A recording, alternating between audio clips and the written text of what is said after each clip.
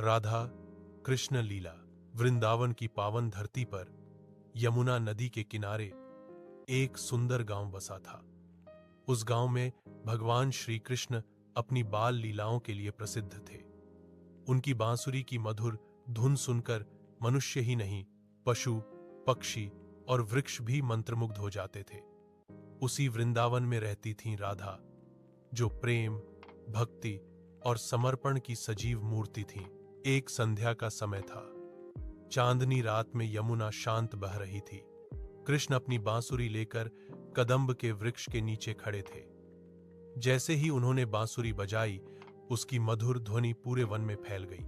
उस ध्वनि को सुनते ही राधा का हृदय आनंद से भर उठा।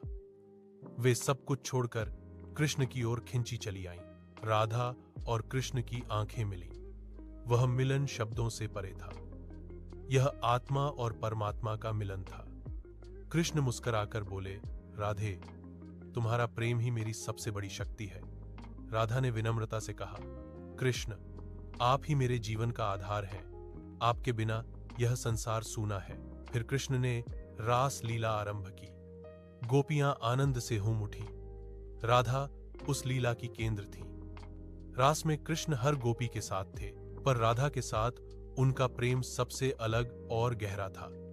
यह प्रेम किसी स्वार्थ का नहीं, बल्कि निस्वार्थ भक्ति का प्रतीक था। अचानक कृष्ण अदृश्य हो गए। राधा व्याकुल हो उठी और उन्हें खोजने लगी। तभी कृष्ण प्रकट हुए और बोले, राधे, सच्चा प्रेम वही है जो विरह में भी अडिग रहता है। यह सुनकर राधा समझ गईं कि प्रेम केवल साथ रहने में नहीं, बल्कि विश्वास और समर्पण में है। इस प्रकार राधा कृष्ण की लीला हमें सिखाती है